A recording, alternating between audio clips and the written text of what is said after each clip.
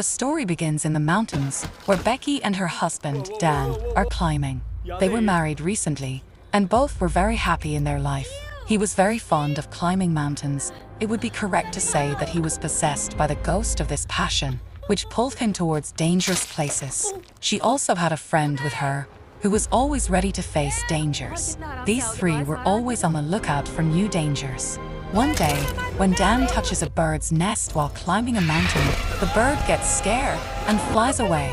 Due to this, Dan loses his balance and starts hanging from the rope. His friend tries her best to save him, but ultimately he falls down and loses his life.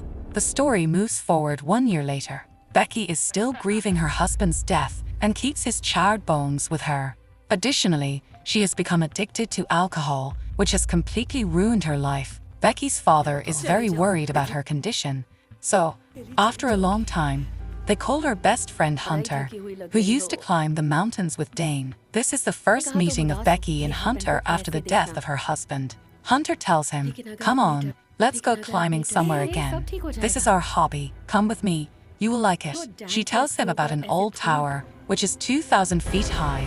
She suggests, "You come with me to where you can scatter your husband's ashes. This will bring you solace and his soul will also find peace."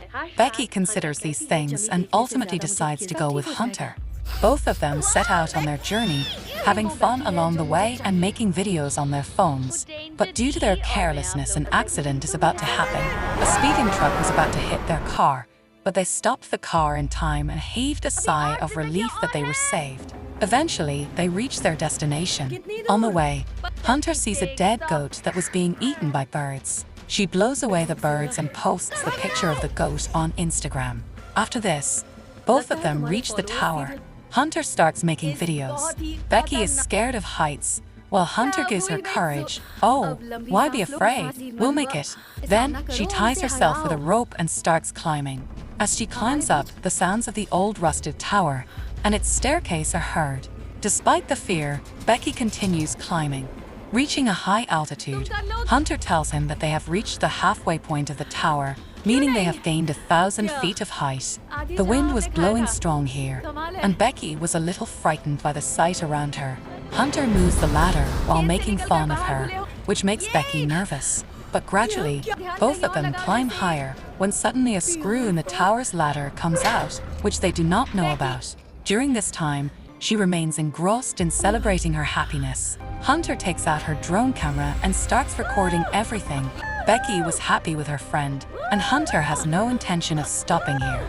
She hangs from the tower and tells Becky, "Draw my picture." Along with this, she also inspires Becky to do the same. Becky was feeling scared, but overcoming her fear, she agreed with Hunter and also hung up and took a picture. After this, Hunter hugs her. At this time, Becky scatters her husband's ashes into the air.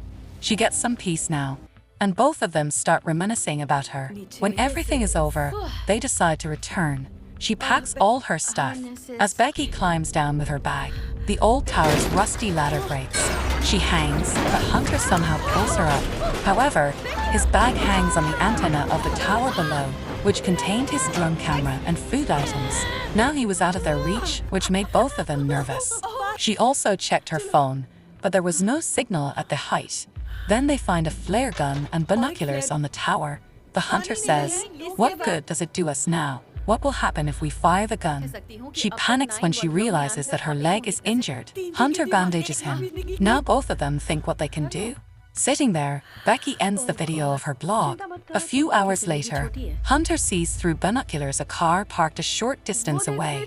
She can't call for help. Just then Hunter checks her phone. The post he had made a while ago about the dead goat had people's likes and comments on it, meaning there were signals on the ground at that time. The hunter writes a message for help and posts it on her ID. She tied her phone to a rope and lowered it a little so that the signal could come. And after seeing her post, her followers came to help her. But still there was no signal on the phone and his message was also not posted. Hunter decides to hang up and put the phone down, but her message still doesn't post. Now Hunter thinks that she will throw her phone down, but first puts it in her sock and then in her shoe so that the phone does not break if it falls to the ground. She then throws her phone down, which will send signals to the ground and send her post. When Hunter looks through binoculars, she sees a man and his dog on the ground who are talking to someone on their phone. That's why Becky quickly throws her shoe away so that the man notices something, but he does nothing and walks away. But Becky starts gunning here. Hunter stops him and says, "Wait for the sun to set. Someone will come to help us." Night had come up. To pass the time, Becky watches her old videos in which she notices that Hunter was looking at her and her husband with strange eyes. Then Hunter asks her to fire the flare gun and also turns on the light of her phone and starts moving around. Then she sees two men, but they do not help her because they could not see her clearly. Apparently she was at such a height. Instead, the men steal their car and run away. Now it is night and they try to sleep. Hunter is about to fall, but Becky saves him. Then she sees the tattoo on his leg, which had 143 written on it. Becky remembers that whenever she would say, "I love you" to her husband Dan, he would say 143 in response. On this, Becky comes to know that her husband and his friend were having an affair. Now Hunter had no other option, so she tells everything about herself and her husband. Hearing all this, Becky gets into strange thoughts. Hunter apologizes to her, but meanwhile, Becky was looking at her bag, which also contained her drone and water. Hunter says, "I'll go over there to get your bag." Then she puts a hook around the tower and goes out to collect the bag by hanging herself with a rope. But she still could not reach the bag. Hunter was fearless from the beginning, so she left the rope and jumped over the antenna and took the bag. Although now the rope was away from him, he took out the selfie stick from the bag and tied it to the rope with its help. Then she herself succeeded in catching the rope by taking a long jump. Slowly she started climbing back up holding it, but suddenly the rope slipped from her hand and she fell down. Seeing this, Becky started crying, but when she looked down a little, Hunter was hanging, meaning she was still alive. However, her hands were injured and she could not get up on her own. Becky used all her strength to pull him up. Ultimately, he saved his friend. The Hunter took out water from the bag and drank it, and then wrote a note, attached it to the drone, and flew it. But unfortunately, as soon as the drone moved a little further, its battery ran out, forcing Becky to call it back. Now it's night. Becky sees at night that her friend Hunter has fallen down and died, and his dead body is being torn to pieces by birds. But when she wakes up, she realizes that it was just a dream. Becky looks at the moving lights on top of the tower. Then she gets an idea that she will go up and charge the battery of the drone. The next morning, she does the same. Becky goes up and charges the drone and hangs there until the drone is charged, after which she comes down. Then she writes a note on a paper and attaches it to the drone and flies it. She sends her drone towards a house, but before the drone can reach the house, it collides with a car and breaks. Becky spends a day here hoping that someone will come to help her. His condition had become very bad.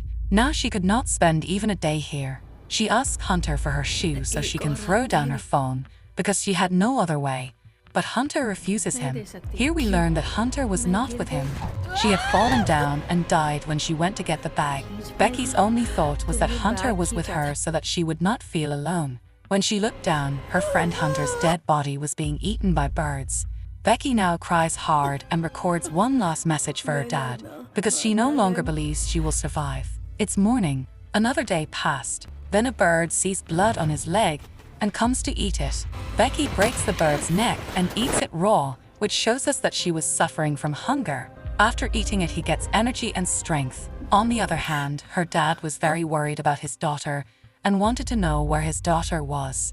Becky now gathers courage and descends to the place where Hunter's body was hanging on the antenna. She puts her phone in Hunter's shoe and sticks it to his stomach and says sorry to Hunter and throws it down so that her phone does not break and her dad gets the message. A few hours later, we see that Becky's dad has reached that tower, but as soon as they see the dead body lying there, which was Hunter's, being taken away by the police, they feel that maybe their daughter is dead. But Becky calls out to him, "Dad." He looks at his daughter and takes a sigh of relief that his daughter is alive. She hugs her dad. Ultimately, his efforts and hopes keep him alive, and this is where the film ends.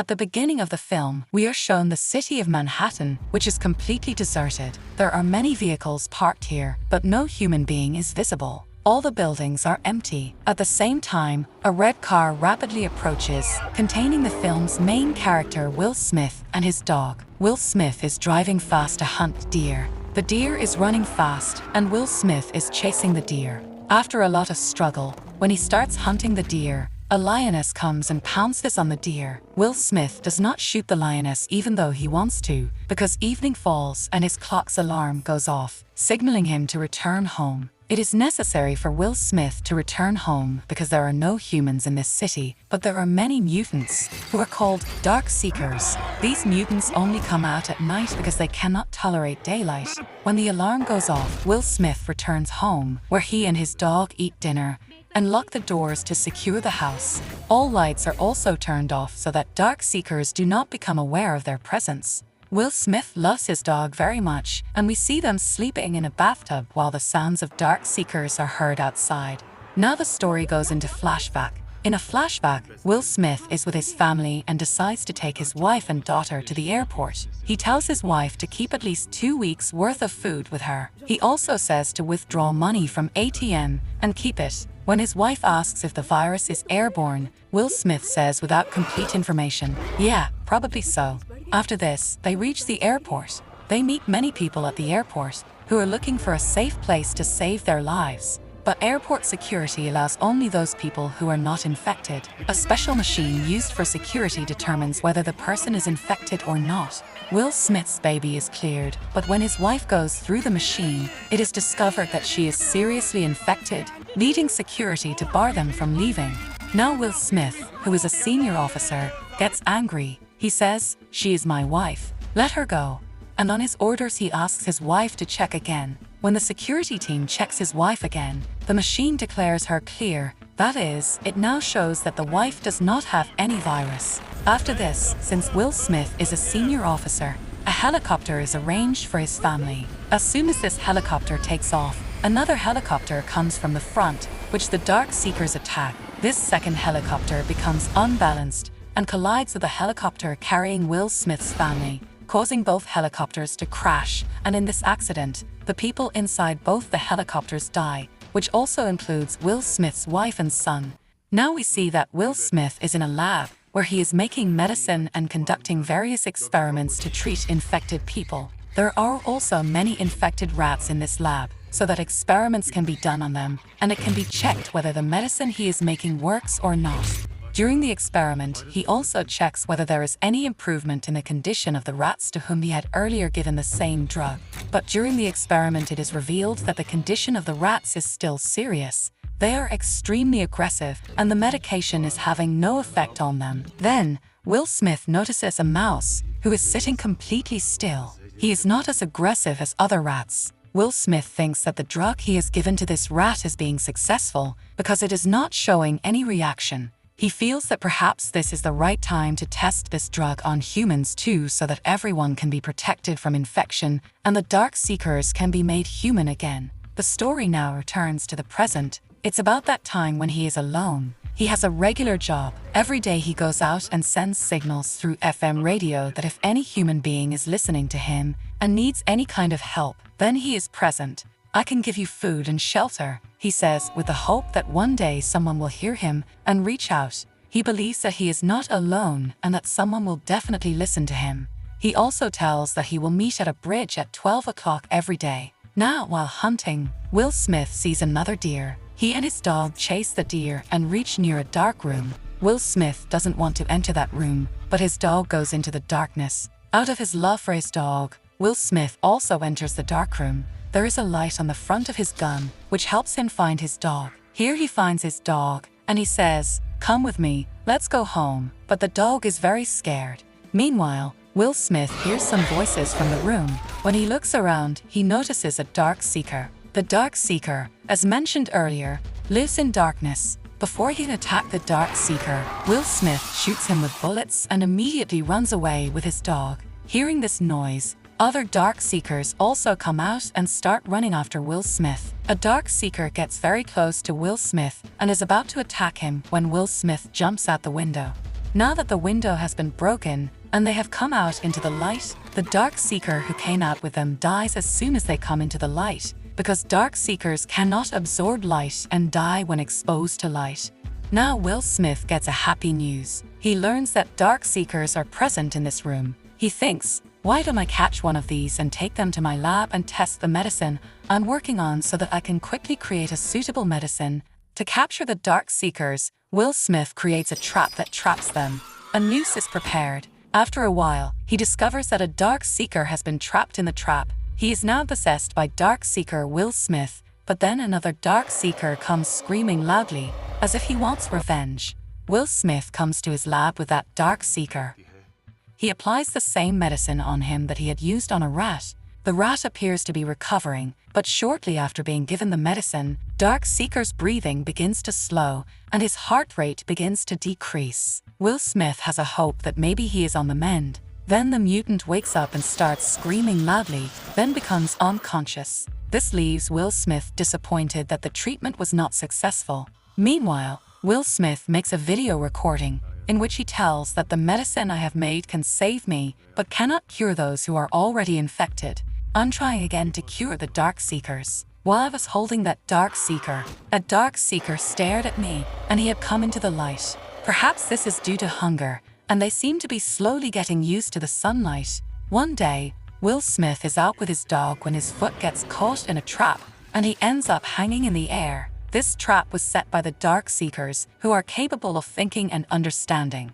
Now Will Smith is in the same situation he was trapped in the first Dark Seekers. Shortly afterwards, his watch's alarm goes off, signaling that it is approaching nighttime. Downstairs, their dog is barking to wake them up and tell them they should leave because it's time for the Dark Seekers. Will Smith is awake now. He takes out a knife from his pocket, cuts the rope and falls down, but the knife hits his leg. He moves towards the car with his dog, when the same Dark Seeker appears in front. He also has 2 infected dogs, which are released to attack Will Smith and his dog.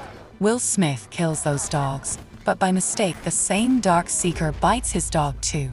Will Smith brings his dog home and gives him various medications, but nothing works. Heartbroken, he strangles his dog. Now Will Smith is left alone. This scene is very sad. Will Smith is angry and doesn't go out during the day anymore. He goes out at night to eliminate all the mutants and Dark Seekers. He crushes all the Dark Seekers who come in his way with his speedy vehicle. But there comes a time when the car stops and meets with a small accident. Will Smith is injured when the same Dark Seeker who released the dogs on him comes to him. Actually, this Dark Seeker is the boss of all Dark Seekers. Before he can harm Will Smith, a bright light suddenly appears, sending all the Dark Seekers running and hiding in the darkness.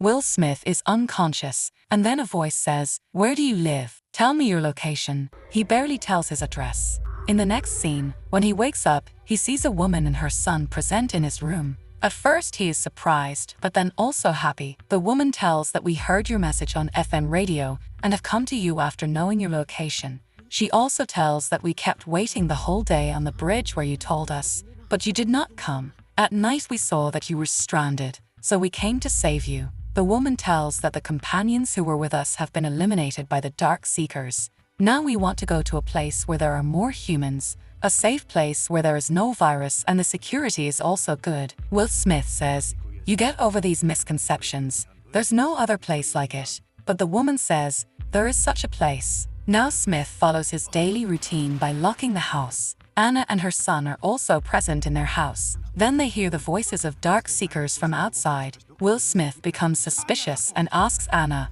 "What time of the night did you bring me?" She tells that it was almost morning then. Will Smith says, "When you were bringing me, they must have seen us and now they're looking for us to destroy us." Will Smith was prepared in advance and had laid different mines outside his house. When the Dark Seekers close in, many mutants are killed, but they are greatly outnumbered. Shortly afterwards, the Dark Seekers enter the house, which Will Smith kills with his gun. He thinks he has destroyed all the mutants. They go to the Dark Seeker who is in the lab. That Dark Seeker is now in the process of recovery. He thinks that the treatment is successful when suddenly many Dark Seekers arrive in the lab. The lab is very big, and there is a bulletproof glass in the middle. Will Smith closes it off, so the Dark Seekers can't easily enter that part. The Dark Seekers try to break the mirror, but do not succeed. Meanwhile, Will Smith screams, "Look at this, he's a Dark Seeker just like you. It's healing, and I can heal you all too."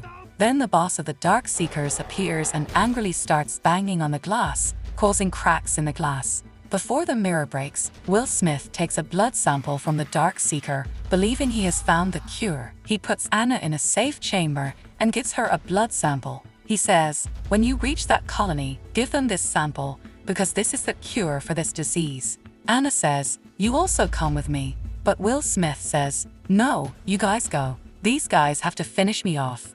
Will Smith opens a cabinet and takes out a hand grenade. He gets close to the mutants and detonates the grenade. Will Smith and all the Dark Seekers die in this explosion, which is a sad moment for us. Then we see that Anna reaches a safe place. There are only a few humans left there, and there is high security, so that no Dark Seeker can come there. Anna gives that blood sample to security. This was the same sample that Will Smith gave him. In this way, Smith saved humanity by giving his life, and perhaps this is the reason why the film was named I Am Legend.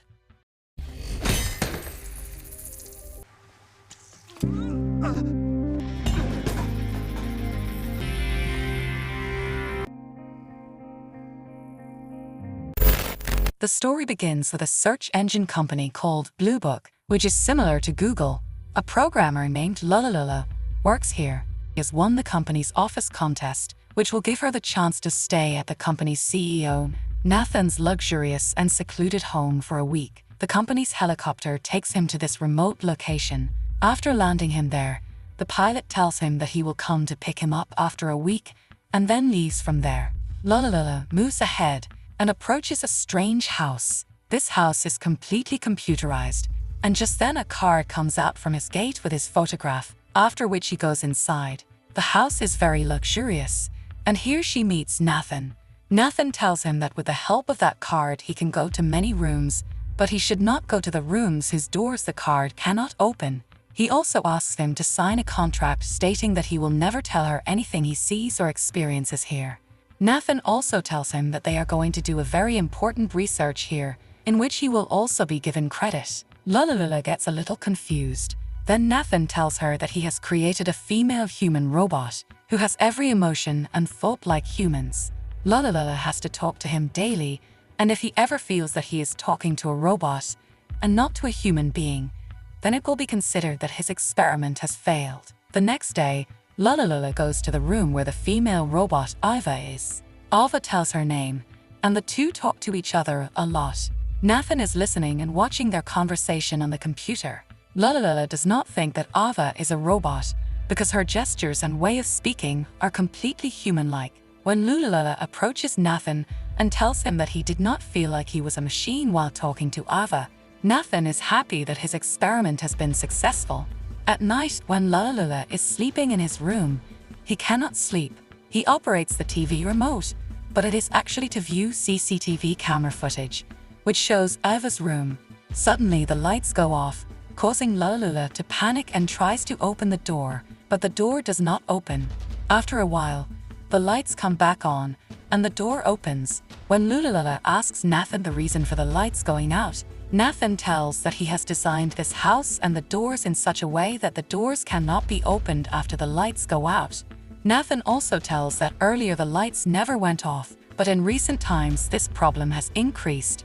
Lulalula returns to his room and goes to sleep. When he wakes up in the morning, a girl named Kyoko comes to his room, who is there to help him.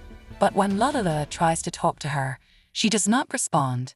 Lulalula asks Nathan about it, and he tells her that Kyoko doesn't understand English. Lulalula goes to Ava again.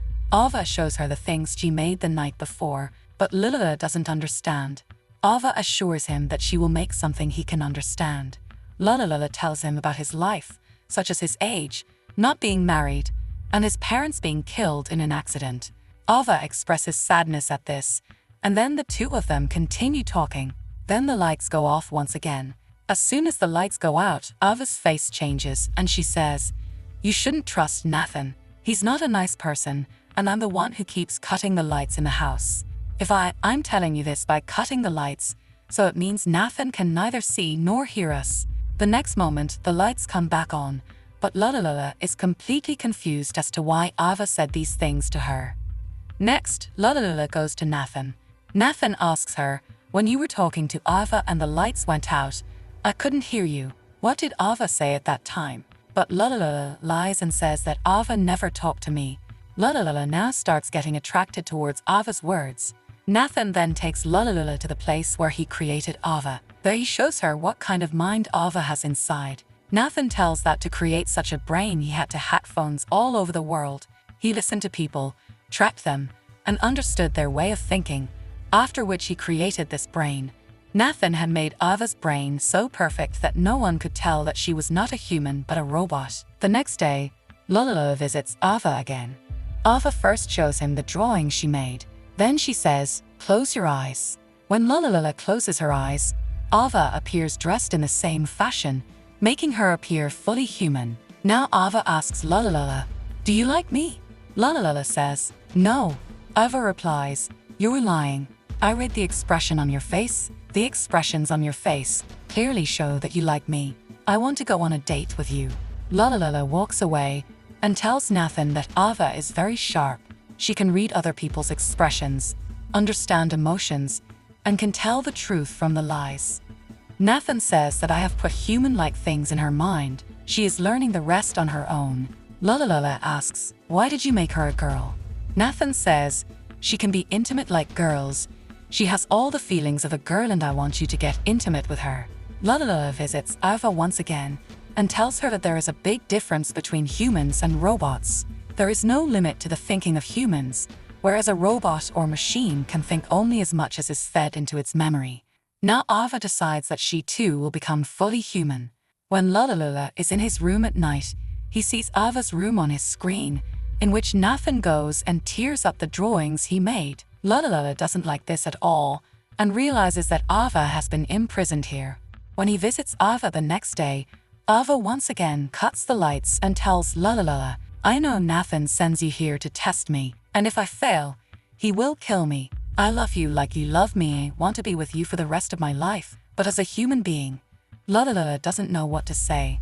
Next, Lulalula approaches Nathan and asks, "If Ava fails the test, what will you do with her?" "I will disintegrate all of his body parts, take out his brain, and create a more advanced brain by erasing all the old memories from his brain," Nathan explains.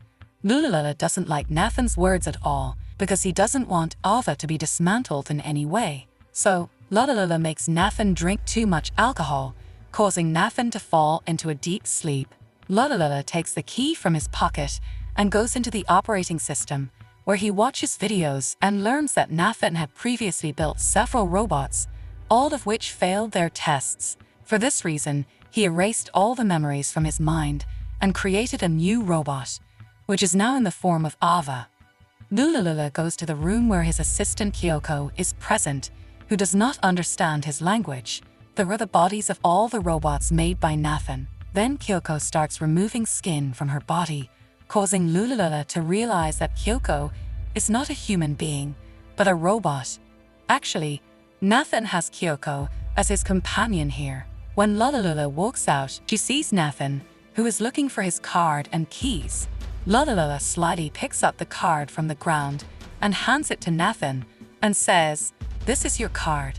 After this, Lulalula returns to his room and now he starts doubting whether he is a human or a robot. He checks himself and soon becomes convinced that he is human. The next day, Lulalula once again goes to Ava, only to find Ava once again switching off the lights. After this, Lulalula tells Ava that if you fail your test, Nathan will dismantle you by erasing your memories, meaning you will die. Ava asks, "Can you save me?" Lulalula replies, "Yes, I have a plan. I will make Nathan drink a lot of alcohol and put him into a deep sleep, after which I will reverse every function in his system. When you turn off the lights, all the doors will open and we'll be out of here." Ava is very happy to hear this. But today is Lulalula's last day here. He goes to Nathan and tries to get him to drink, but Nathan says he has quit drinking. Lulalula replies, "You did good." Nathan then says, "Do you really think Ava loves you?" Lulalula doesn't understand what he's saying, and Nathan takes her into the room. There he shows recorded footage of Lulalula on the screen, in which he is telling Ava that they will run away from here. Nathan tells that he knew that Ava was the one causing the power cut, so he had installed a battery-powered camera in her room. Nathan says that he has created Ava in such a way that she uses her emotions to try to get out of here. When Ava used her emotions to drive Lulalula away from here, it means Ava passed this test. Then the lights go off. Nathan says Ava turned off the lights as planned, so she passed this test, and you failed this test. Lulalula says, I didn't fail. I knew you heard everything we said, so last night when I got your card, I reversed the whole system here. Now that the lights are out, then all the doors would have opened automatically. Nathan looks at the screen and discovers that Ava has escaped from her room, which makes him furious. Nathan attacks Lulalula, rendering Lulalula unconscious, and he travels to where Ava is. Ava is also accompanied by another robot. Kyoko whispers into Lulalula's ear that you have to kill Nathan. Ava then attacks Nathan, but Nathan breaks one of her arms. Then Kyoko attacks Nathan from behind. Nathan knocks the robot down, but then Ava gets up and kills Nathan. Nathan can't believe that the robot he created killed him. Now after killing Nathan, Ava goes to the place where Lulalula is. Ava says, you wait, and she attaches another robot's skin to her body, repairs her arm, and wears girl's clothes. After this, she closes Lulalula forever and walks out of this place.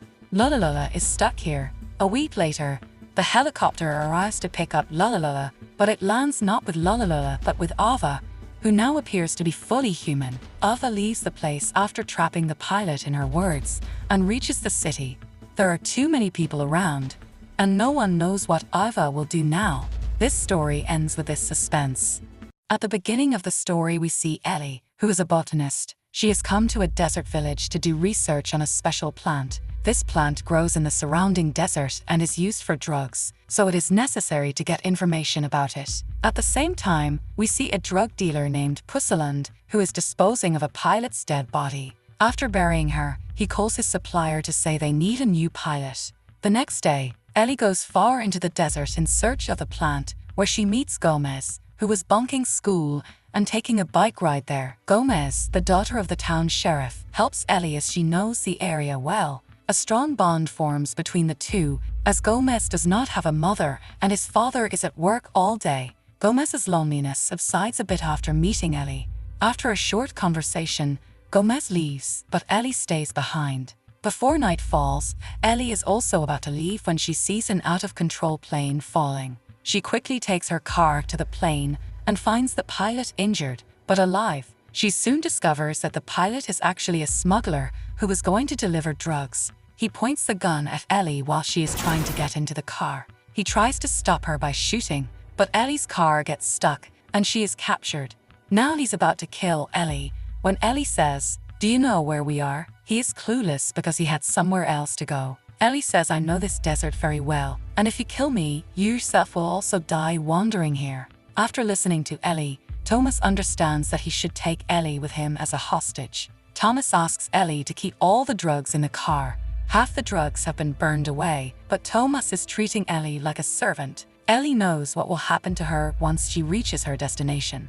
She hides her phone and map for her own safety. Both Thomas and Ellie leave from there. Meanwhile, we see Pusseland, who is tired of waiting for the plane. After talking to the supplier, he learns that the plane had left on time. Here Ellie asks Thomas what will happen to him when he reaches the Salton Sea, but Thomas remains silent. This silence meant that Thomas would take advantage of Ellie and kill her. Ellie tells him that there are 2 bags in the car that will hold all his drugs. She wants Thomas to go his way with those bags, and she wants him to go his way, but Thomas still remains silent, causing Ellie to panic, and their car gets into an accident. Now both are forced to travel on foot. Ellie hides the knife, but Thomas is worried about the safety of the drugs. Both of them move forward with the help of 2 water bottles. By morning, they have come a long way, but their journey is just beginning. Gomez's father, the sheriff, is informed of a dead body. Ellie and Thomas rest for a while, but Ellie takes the opportunity to run away. Thomas follows her, but suddenly she disappears. Then suddenly Ellie attacks him, but Thomas catches her and moves forward again. Meanwhile, the sheriff was on duty when he found Gomez. who was riding a bike without a helmet. He was explaining it to her when he got a report of Ellie going missing. Hearing this, Gomez tells that she was with Ellie yesterday. The sheriff knows he must go alone to find Ellie in the desert, so he sends Gomez to school. Meanwhile, Pussiland has reached a crashed plane, but finds nothing except the trail of Ellie's car. He follows the trail to Ellie's car. As he is checking the car, 2 riders come there. Pussiland pretends to be nice, but when the riders' curiosity increases, he shoots them. Subsequently, he finds the riders' footprints, which he takes as a sign of their advance. Here, Thomas' condition has worsened. Ellie says that they should not move forward now because it will be difficult to survive in the hot sun. Thomas talks about not giving up, but his body is responding, so he finally agrees. After reaching the shade, both of them rest for a while and then move ahead. The sheriff also reaches Ellie's car, and after seeing the bodies of 2 bikers there, he understands that the matter is serious. He finds the trail of Pussiland's truck and follows it. However, his attempts to contact him by radio are unsuccessful. Pussiland sees the sheriff climbing the hill and becomes alert, but in the meantime, the sheriff's nameplate falls there. As soon as he reaches the top, firing starts, and a bullet hits his hand. The sheriff retreats to take cover and falls into a deep pit. Pussiland takes advantage of this and breaks his radio and then goes on his search. Gomez is worried, so she goes to the police station but finds no one there, so she also heads towards the desert. Meanwhile, Ellie and Thomas had to cross a mountain. Ellie advises to rest, but Thomas says they should cross now. Ellie agrees with his reasoning. Sitting near the bonfire at night, Thomas and Ellie talk to each other and reveal their names. Thomas tells that he is a teacher and he had to do all this because of his dad's illness. Ellie's buttercup flower tattoo is a reminder of her younger sister, who died a few years ago. They both share their past and grieve. It's time to sleep, so Thomas ties Ellie's hands. Meanwhile, Gomez is also wandering in the desert when she sees a light, which could be from her dad's truck. Following the trail, she reaches a mountain and finds a sheriff's nameplate. She calls the sheriff, and when he answers, the 2 are reunited. The sheriff tells her to go back and get help, but Gomez decides to get her out herself. On the other hand, Thomas was asleep, and taking the opportunity, Ellie takes out her knife and frees herself. By morning, the sheriff had gone out. He sent Gomez back and went after Pussiland himself. But Gomez did not go back. She set out to find Ellie. Ellie was also almost free, but unfortunately her luck was bad, because Pussiland could not find her, but she herself bumped into him. Pussiland goes after him. Ellie starts running, and this time she bumps into Thomas, who doesn't say anything to her, but instead stands in front of Pussiland himself. After getting the drugs, half of his work was done, but the remaining work was to kill Ellie. Thomas told Pussiland, "Let the girl go. I don't want any bloodshed. I just got into this for my family." Pussiland replied, "You are not alone. I also came into this work to feed my family, and now 15 years have passed. I couldn't go back to my home." Hearing this, Thomas was heartbroken, but then Pussiland shot him.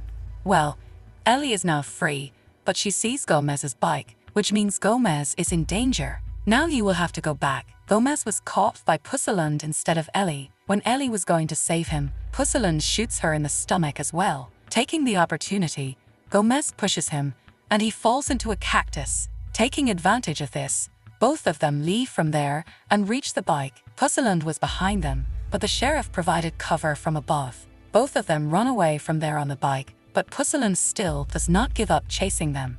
Meanwhile, an intense chase begins when suddenly Ellie falls off the bike.